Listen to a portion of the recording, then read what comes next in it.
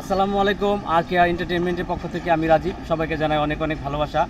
সম্পূর্ণ নতুন একটি ভিডিও নিয়ে আজকে হাজির হয়েছি করলা চাষের উপর। এটি আমাদের ধামরাই থানা চৌহাট ইউনিয়ন রাজাপুর গ্রামে পাশেই অবস্থিত। আমাদের গ্রামে ঢোকার যে পথ সেখানে অবস্থিত। তো এখানে বিশাল বড় একটি করলা বাগান হয়েছে, আপনারা দেখুন, খুবই চমৎকার একটি বাগান। এই বাগানে অসংখ্য করলা ধরেছে। আসলে করলা আমাদের শরীরের জন্য খুবই উপকারী, আপনারা সবাই জানেন। করলা যারা ডায়াবেটিস তারা নিয়মিত করলা জুস খেলে ডায়াবেটিস নিয়ন্ত্রণে থাকে। তো আসলে আমার এই ভিডিওটি যদি ভালো লাগে অবশ্যই আমার ইউটিউব চ্যানেলটি সাবস্ক্রাইব করবেন এবং আমার পাশে থাকবেন। কৃষি প্রধান দেশ আমার এই সোনার বাংলাদেশ। আমাদের বাংলাদেশের মাটি খুবই চমৎকার। সব ধরনের কৃষি আবাদ খুবই সুন্দর হয়, করলা তার মধ্যে একটি। করলা 12 মাস পাওয়া যায়, 12 মাসই চাষ করা হয় মূলত। খুবই চমৎকার একটি সবজি এটি।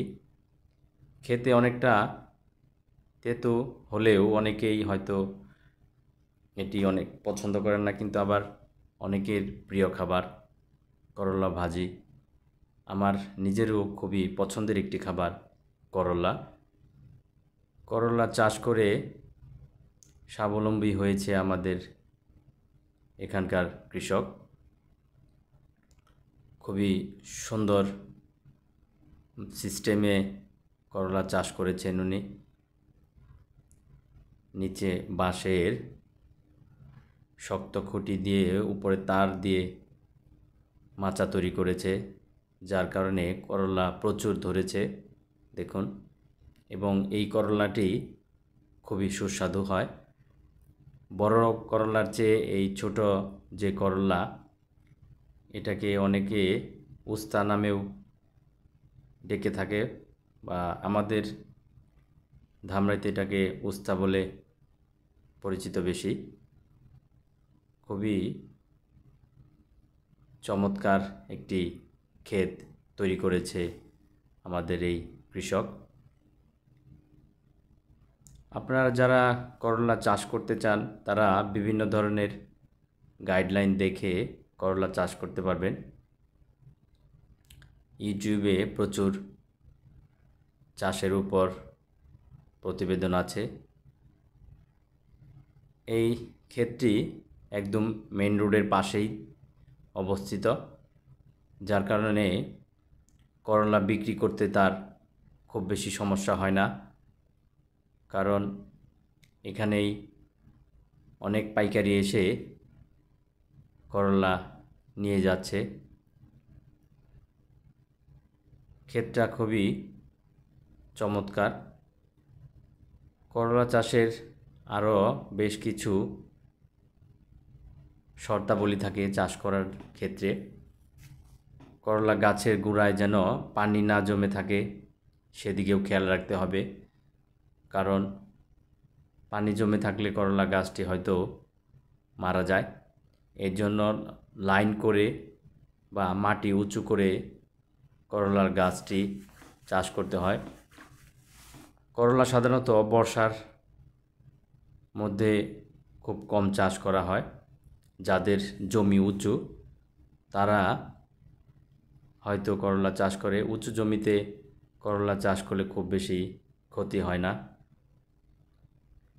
কারণ নিচু জমিতে করলা চাষ করলে পানি জমার সম্ভাবনা থাকে অনেক বেশি।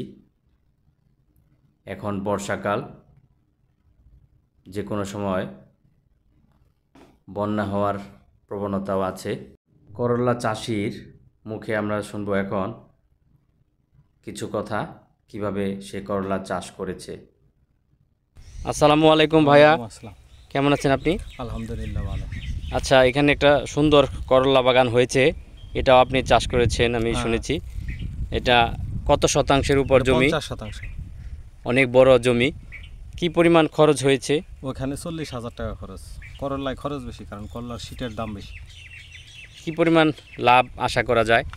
এখানে করলায় 1.5 লাখ থেকে 1,80,000 টাকার মতো বিক্রি আসবে। আচ্ছা আচ্ছা, খুব সুন্দর করলা ধরেছে আসলে। প্রতিদিন কি করলা বাজারজাত হ্যাঁ, করেন? প্রতিদিন বাজারজাত করি এইখান থেকেই, ক্ষেত থেকে। যারা পাইকারি বিক্রি করে তারা নিয়ে যায়, তাই না? হ্যাঁ, হ্যাঁ। ঠিক আছে, ধন্যবাদ ভাইয়া। কৃষকের নিজের মুখেই শুনলেন আসলে এই করলা ক্ষেত থেকে কি পরিমাণ প্রফিট আশা করা যায়। একটু পরিশ্রম করলেই কৃষি থেকে আমাদের অনেক টাকাই আয় করা সম্ভব। যারা বেকার যুবক আছেন তারা ইচ্ছে করলেই বিভিন্ন ধরনের সবজি চাষ করতে পারেন জমি লিজ নিয়ে। এটা আসলে চাকরির চেয়ে, চাকরির পিছনে না ঘুরে এই ধরনের সবজি চাষ করলেও তারা অনেকটাই উপকৃত হবেন। কারণ বর্তমানে চাকরির বাজার আসলে খুব বেশি সুবিধার নয়, কারণ ম্যাক্সিমাম দেশটিতেই যুদ্ধ, বিভিন্ন ধরনের হানাহানি চলছেই, আপনারা জানেন। সো এখন আসলে কেউ ঘরে বসে না থেকে জমি নষ্ট না করে বিভিন্ন ধরনের সবজি চাষ করতে পারেন। কারণ এতে আপনি যেমন উপকারিত পাবেন, এতে দেশের মানুষও আসলে উপকৃত হবে। সবজির বাজার আসলে বেশ চড়াই বলতে গেলে। যারা ঢাকা শহরে থাকেন, বাজারে যারা যান তারাই আসলে বুঝতে পারেন যে সবজির কি দাম। এক এক সময় করলা 80-90 টাকাও হয়ে থাকে। সিজন যখন থাকে না তখন আসলে করলার প্রচুর দাম থাকে, এটা সবাই জানেন। আমি এখন আছি করলা বাগানের ভিতরে। দেখুন কি পরিমাণ করলা ধরেছে, অসাধারণ একটি দৃশ্য। তারই উপর আসলে একটি প্রতিবেদন, কৃষি প্রতিবেদন করার চেষ্টা করছি, আপনাদের দেখানোর চেষ্টা করছি। করলা নিয়ে আসলে বেশি কিছু বলার নেই, তবে এই জমি থেকে 2-2.5 লাখ টাকা আসলে উনি প্রফিট করবে, এটি 100% শিওর। এখানে পাইকারিরা আসলে এইভাবেই করলা মেপে চমৎকার প্যাকিং করে রেখেছে। দেখুন এগুলো এখন শহরের উদ্দেশ্যে চলে যাবে। তো আসলে আমি আর বেশি কিছু বলতে চাই না করলা নিয়ে।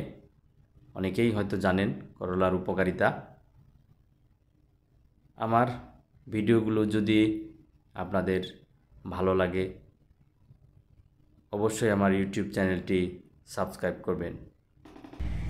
এরকম কৃষিভিত্তিক ভিডিও যদি আরও দেখতে চান অবশ্যই আমার ইউটিউব চ্যানেলটি সাবস্ক্রাইব করবেন এবং আমার ফেসবুক পেজটি ফলো করবেন এবং আমার পাশে থাকবেন, আমার জন্য দোয়া করবেন। ধন্যবাদ সবাইকে।